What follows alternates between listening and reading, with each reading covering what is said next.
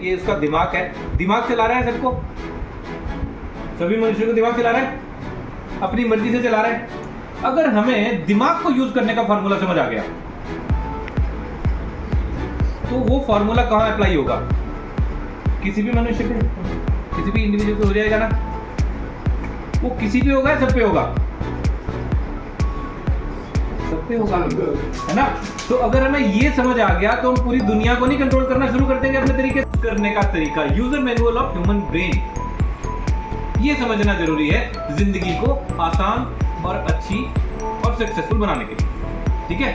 उसके कुछ कुछ पार्ट्स पे हम बात करते हैं, ठीक है? सो ये कैसे काम करेगा, हमें इस पे कुछ करना ही नहीं है। अभी तक हमें जो सिखाया गया वही सीखा ना हमने, जब से पैदा हुए तब से कुछ कुछ सिखा दिया लोगों ने, हमने सीख लिया, बात खत्म हुई। अब वो ठीक है या गलत कौन वैलिडेट करेगा? कोई भी नहीं, क्योंकि जो सिखा दिया वही है हमारे लिए ठीक, है ना?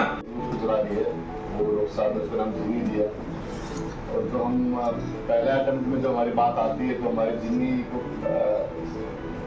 अंदाजा लग जाता है कि हम किस तरफ जाना चाह रहे हैं, उसी हिसाब से हमारी थॉट प्रोसेस को चेंज कर देती है।